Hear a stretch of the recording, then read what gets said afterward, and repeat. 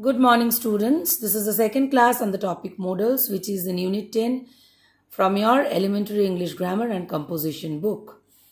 So, I have explained in the previous class that auxiliary verbs are of two types, primary auxiliaries and modal auxiliaries. I told you to write the list. I have explained to you all the use of auxiliary and told you to write this chart in your copy. Then the rules also I have explained to you. I have explained the use of shall, will, their exceptions, should, would, their exceptions, and I have instructed you to solve the exercises A1 and 2 with pencil. Now we will do the use of can and could. So students, when we use can to say something that is possible, that someone has ability or an opportunity. Then we use can. So can is used for permission. Could, which is the past tense of can, is used for more polite tone. Like if I say, could you please shift to the next seat? So that's a polite tone. Next come the exercise where we have to fill in the blanks with can or could. So we will keep in mind that both shows possibility, but could is polite, more polite. In polite case, we will use could. So try to solve them. I shall be posting you the answers, then you will check your answers. Next, uses of may and might. So might is the past tense of may, and they are used as principal verb to denote the following cases. What are they? Permission, something possible in present or future, doubt or uncertainty, possibility, negative and interrogative, and wish and purpose. Wish and purpose. Okay. So these are the cases. Like permission. How to use it for permission? May I go now? May I go to, generally you say, may I go to washroom? May I fill my bottle? So these are for permission. Possible or possible, something that is possible in present and future. How do we use? It may rain tonight. The school, if we say at this condition, the school may open next month. Just a case, just a possibility.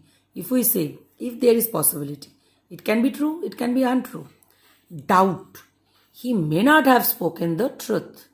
Possibility, it may rain tonight. The negative and interrogative, when may we expect you? What may be the result of this war?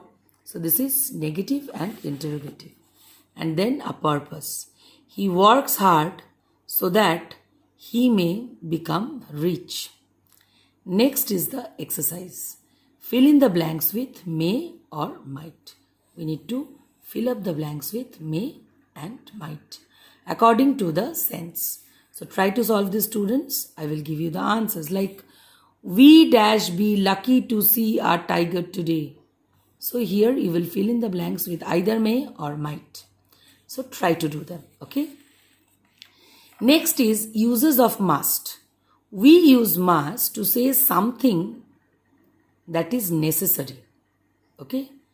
Like determination, duty, certainty. When there is determination, I must win this match. Duty, a soldier must fight for the country. We generally say to you, you must follow the rules of the school. Certainty, he must have reached his home by now. Next comes ought to. Ought to is also very important. Ought to is used for moral obligation. So we have learned three things which are very close to each other. One is should. Should is used for duty or obligation. Clear? Write it, make a note. The use of should is used for obligation. Must is used for determination, duty and certainty. And ought to is used for moral obligation. Like we ought to look after our elderly parents. So that is a moral obligation. Okay. Duties and desirability. So these are the uses of ought to. Next is where to use need. So need is mostly used in negative and interrogative. I need to work harder. Do you need to work so hard? For negative and interrogative. Next is use of used to, which I have told you in the beginning. Used to, in the previous class only I have explained, used to is the past tense of a verb which has no present tense. That means I am making it easy to you. Something that was used in the past as a habit, which is called habitual past. There we use used to. Like I used to learn dance when I was a teenager. Like Seema used to be a very good singer when she was young. Okay. In past, something that is habit is expressed by used to, which is called habitual truth, which is called, habit not truth, habitual past, which is called habitual past. Next comes the use of dare. So the verb dare is used for following sense. For present tense, dare to. For past tense, dared. And for interrogative, only dare. For present tense, dare to. For past tense, dared. And for interrogative, only dare. So try to fill in the blanks. These two, exercise 5, A and B. First is with must, ought to, need, dare, used to. The second is with must not, need not, ought not to, dare not. These are negative. So I hope, student, I have covered all the rules that are there in your book at the standard 7 level. So I hope you can complete the exercises now. I hope I have not missed any of them.